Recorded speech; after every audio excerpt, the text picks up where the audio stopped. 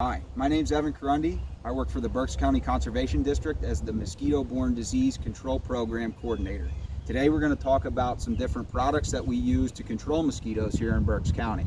We're going to talk about larvicides and adulticides and the equipment used to apply them. So we operate an integrated mosquito management program, as do many other counties throughout the state of Pennsylvania and throughout the United States and even the world. There's many different levels of control: larval control, adult control, pupal control, and these are all found by the different stages of mosquitoes that we find when we're out dipping or looking for mosquito breeding habitat. There's many different types of mosquito breeding habitat. It could be artificial containers such as tires, bird baths. We have rain gutters, clogged rain gutters, any amount of refuse that could hold, even the smallest amount of water could be a mosquito breeding habitat. We also have natural containers. We have retention basins that aren't functioning properly. We have tire ruts and puddles that we find in the ecosystem, rock pools. There are many different species of mosquitoes that are utilizing these different types of habitat. So we have different products to focus on those either different species of mosquitoes or those different habitats being utilized by those mosquitoes. So we'll get into the different types of products that we use here and a little bit about them.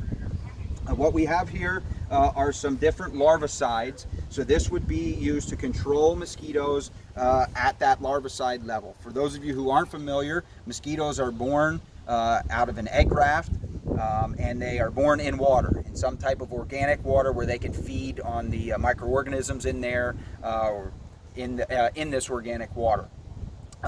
As that stage, they stay in that stage for a week to 2 weeks, depending on temperature and various other characteristics of that habitat and the climate, I should say. And that is when they are most vulnerable for us to apply these types of larvicides and kill them. This is a really good way to reduce mosquito habitat because we're not generally applying something that is dangerous to other species found in that ecosystem. The adulticides are a little less selective in what they control, whereas the larvicides that we use are generally only controlling mosquitoes and black fly larvae. So we have several different types, as I had mentioned earlier. We have some all basically doing the same thing, just with some different active ingredients. So what we have here is one with an active ingredient of spinosad. It's a combination of spinoside, and what it does is it's a bacteria derived from soil. It is not harmful to other species such as anything else in the aquatic ecosystem, I should say, that we're applying this to, but it will negatively affect, it will kill mosquito larvae by messing up their nervous system.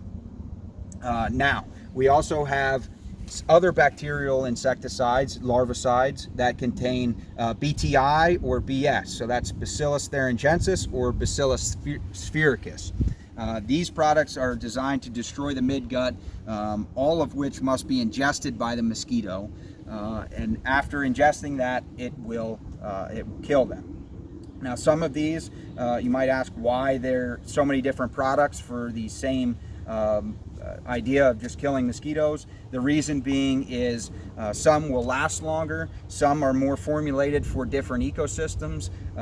Some that contain the spinosad here are really good for any type of ecosystem, where some that have Bacillus sphaericus have a little bit longer of a residual. So if that container or tire might be holding water for a longer period of time, this will affect and control those mosquitoes for that time period.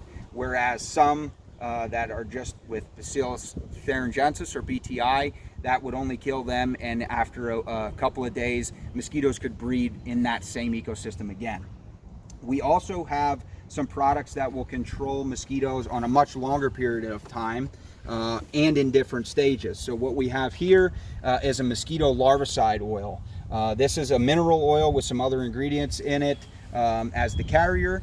And its idea is to put a thin film across that ecosystem, that water ecosystem, whether it be a puddle or a natural container, and it does not allow those mosquito larvae or pupa to breathe, so it suffocates them. Now, I mentioned pupa. Pupa is the last stage of the mosquito before it becomes an adult. They do not feed, so those products do not work, or these products here with the bacterial insecticides, they must be ingested. They will not work on pupicides. So that's where these larvicide oils come into play. We can also apply a product with methoprene, which methoprene is a growth regulator. Generally comes in formulations that last a lot longer. For instance, these briquettes that we use can last up to 180 days in a wet environment. And what happens is they interrupt the growth cycle of the mosquito and does not allow them to formulate through the instars or the life stages, and does not allow them to get to the adult stage, therefore controlling the mosquitoes in that effect. It doesn't necessarily kill them right away, but it does affect their growth regulation and will eventually kill them. Beyond larval control, we have adult control. Now, per our integrated mosquito management program, we like to perform as much larval surveillance and control as possible because it is more economically and environmentally feasible in order to apply these larvicides. We do have several different methods and several different products that we use for adult control as well. We can use something like this backpack sprayer here to apply a insecticide that will kill adult mosquitoes in areas where they may become a nuisance, or maybe where there is some disease prevalence, but we don't want to apply an adulticide in a large area. So we can be much more precise in our location and our application with a product like this, or a product used in an application method like this. What we have behind it here is what we call an ultra low volume sprayer. Its name suggests that it puts out an ultra low volume of spray, which it does. Most applications that we use with this sprayer, it will only apply 1 ounce per acre of area. So that is a very small amount of pesticide being applied to the environment.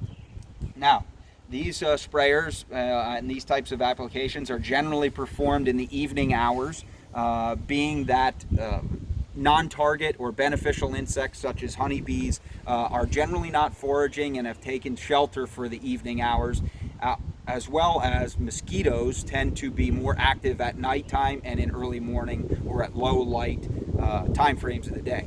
So it works twofold in our application process. We're limiting the contact with beneficial insects, all while putting added effect and increasing our chances of coming in contact with these mosquitoes as they're out and about and feeding.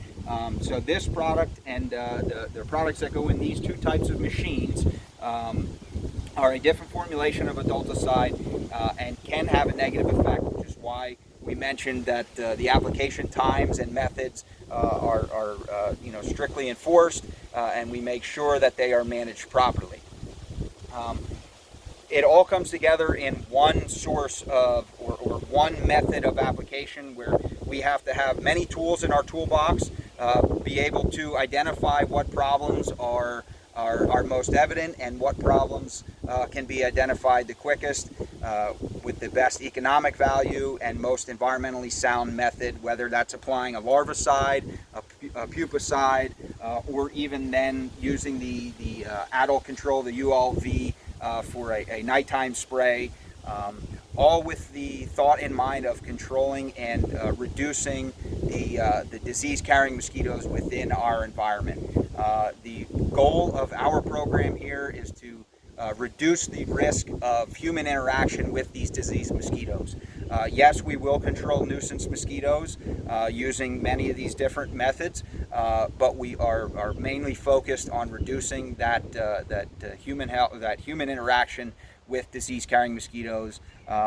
Could be carrying West Nile virus is what we're mainly focused on, as well as a multitude of other mosquito-borne viruses that thankfully are not very prevalent in Berks County or Pennsylvania at this time.